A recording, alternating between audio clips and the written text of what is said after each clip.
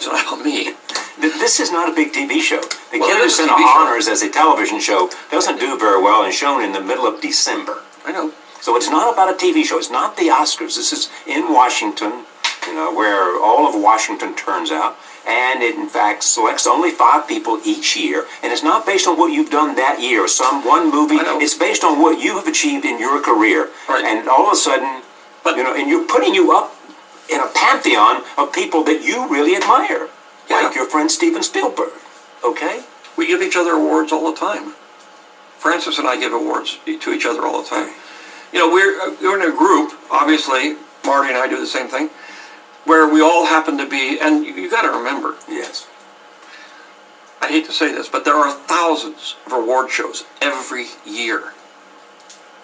So, I'll take a couple of the ones that are meaningful to me, like the Kennedy Center Honors. Those are the ones that I will participate in, but I get a lot of other ones. Is there a competition at all between you and Stephen? Sure. What is it? Who can do the better work? And how do you compare? And it's not better work in terms of, it's the oh wow factor. If I can do something and Steve says, oh wow, then I won. And he makes 10 times more movies than I do, so I have to say oh wow a lot more than he does. But I don't resent how many times. It's just that I enjoy the fact that I can see a movie and he can kind of one-up me and do something that I said, gee, that's unbelievable. Well, let me tell you what he says about you. American Graffiti is one of the best films ever made. Yeah, but that's very easy to say. Because of what it was? No, because he went wow. Because he went wow. And why did he go wow over American Graffiti?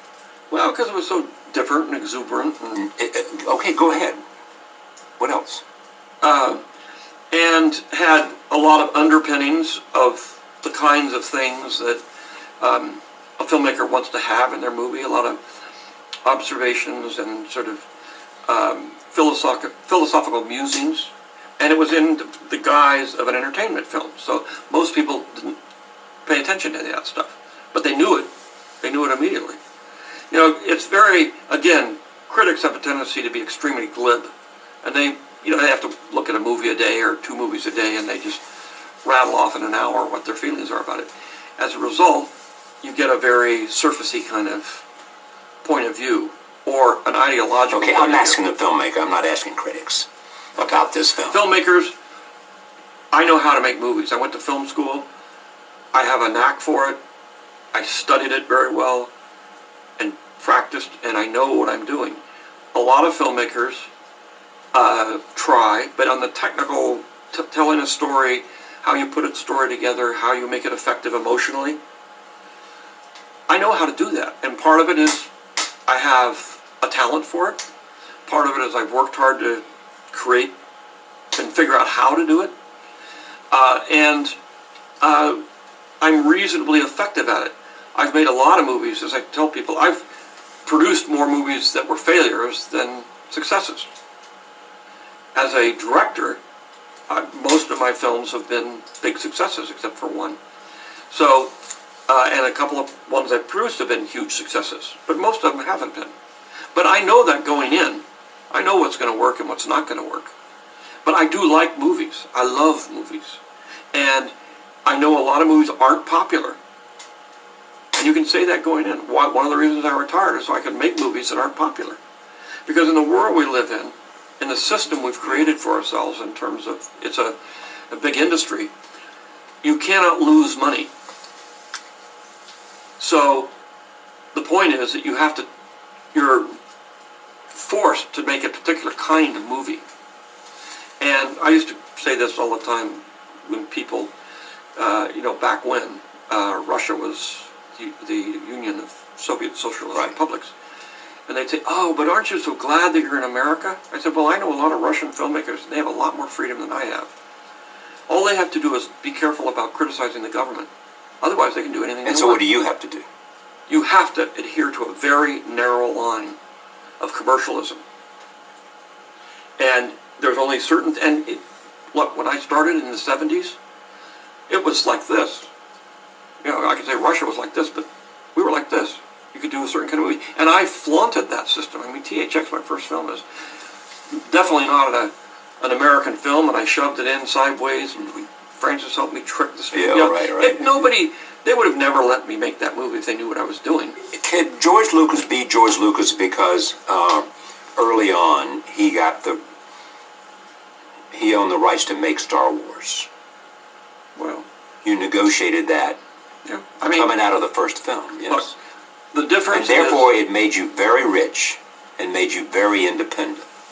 So you didn't have to make movies because you had independence, and you had also built a great business right, well, in addition to making films. So therefore you could preach to anybody you wanted to preach to because you weren't dependent on anybody. well, the issue is ultimately the reality of it, which is, I'm a unique blend of a practical person, pragmatic person, and a fantasy, completely daydreaming, guy who's not very practical at all. So, And you combine those two. well, I didn't, but the DNA, or we can say whatever force was at work there. To create. Whoever created George Lucas gave him those two skills. Yes, and they're the opposites. Yeah. One of them is and I've always been that way. Francis, when we started Zoetrope and started making movies, Francis was very much, and it was odd because when we started, he was a Hollywood director. And I was this crazy kid doing art films.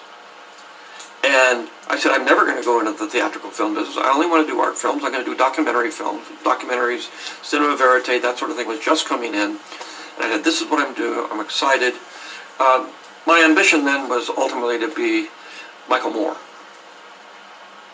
And A documentary filmmaker. yeah. And, and cause trouble. Because that's what again, I grew up in the 60s. I'm a 60s kind of guy. I always have been. And, I grew up in San Francisco, Bay Area. And, that was my environment that I grew up in, and I was perfectly happy to do it. I did not want to make theatrical films. I was making kind of tone poems in school. I was winning awards. Francis and I moved to San Francisco because neither one of us liked the Hollywood environment. We started a company up here, and I got to take one of my student films and turn it into a feature, which was THX. but it was a tone poem. It was just a visual storytelling. The characters and the plot were not as important as the metaphor and the symbolism. And as a result, and the emotional connection between the moving image and the audience. So I did that, and obviously our company went bankrupt and destroyed everything. But there's always a silver lining. It caused him to be forced to pay off the debts, which meant he had to go do The Godfather. He challenged me as he was walking out the door. He says, "Stop doing this artsy-fartsy stuff. Yeah. Make a movie, make a comedy. I dare you to make a comedy." And I said, "Well, I can do that. Yes. That's no big deal. I can do anything. I'm in my 20s. I'm George Lucas. No, it's not. It has nothing to do with George Lucas. It has to do with I'm 23. I can do anything. That's when you think it. By 30, you get that beaten out of you. But when you're young, you sort of think you can do anything. And so I did it, and that was successful, and that started me on a whole different train to do again. When I did started Star Wars, I certainly didn't think it was going to be a hit. I didn't think American Graffiti was going to be a hit. I had no idea. I mean, in the beginning, American Graffiti the studio hated the film so much they shelved it. And they said, we're not going to even release this. Maybe we're going to see if we can release it as a movie of the week. But we can't release it in theaters. It's not that good. So that's where I was. And then I started working on Star Wars. And I was just doing it because I needed a job to pay, to eat.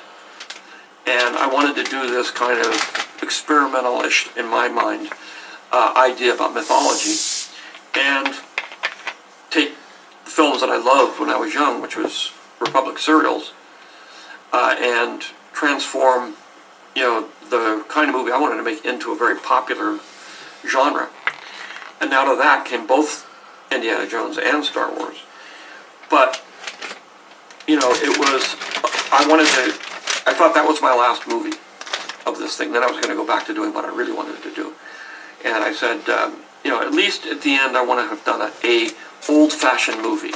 You know, on sound stages with makeup people and, you know, sets and, you know, Yeah. do the thing, make one of those movies before I'm kicked out. And, you know, the fluke of American Graffiti becoming a hit was like, oh my God, now what? But I guess that'll be the only time that'll ever happen. So I got a hit. So I'll make this movie, which probably won't be a hit. But Star Wars. Yeah, Star Wars. But, you know, when you describe Star Wars, you say it's a space opera. It's not a science fiction film. You know, we have large dogs flying spaceships, and, you know, you describe it, and people say, oh, dear, this guy's off, you know. He's in his own world. And, of course, most of my friends are of the, where I was persuasion. I was further into the art world than they were. But I threw that all away after American Graffiti. I mean, Graffiti was, again, I mean, nobody expected me to do a comedy based on THX. Yes. So I said, I'm not that funny a guy in real life. I'll show Francis I can do a comedy. I'll show those guys. And then, but then when I started to go into Star Wars, they said, why are you making a children's film? I said, well, because I think I can have more of an influence on people. And I think I can have things to say that I can actually influence kids, you know, adolescents, 12-year-olds. And, you know, they're trying to make their way into the bigger world, and that's basically what mythology was to say, I'm saying, this is what we believe in, these are our rules, this is what we are as a society. And we don't do that. The last time we were doing that was Westerns. And of course this was in the 70s, and the Westerns sort of fiddled out in the 50s. So it was like we didn't have any national mythology. So I said, I'm going to try this and see if it works. And I'm just doing it, you know. And it'd be fun because, you know, I like spaceships, I like adventure, I like fun, I like all this stuff. So I'll do it. But I figured that would be the last. I'll do it, I'll have done my thing.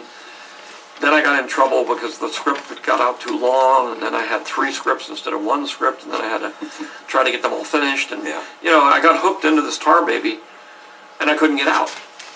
And it was a while before I finally realized that no matter what happens, I'm never going to get out. I'm always going to be George Star Wars Lucas, no matter how hard I try to be something else. Just think about the career. And whenever you decide that there are no more movies to be made by George Lucas, and you look back at a body of work, are you going to say, Star Wars was my crowning achievement, cinematically? Cinematically, I'd say probably yes. Yes, okay. In what way is it not your crowning achievement? I don't know. Again, it's hard to, you know, I have a pretty low opinion of my movies. So to me,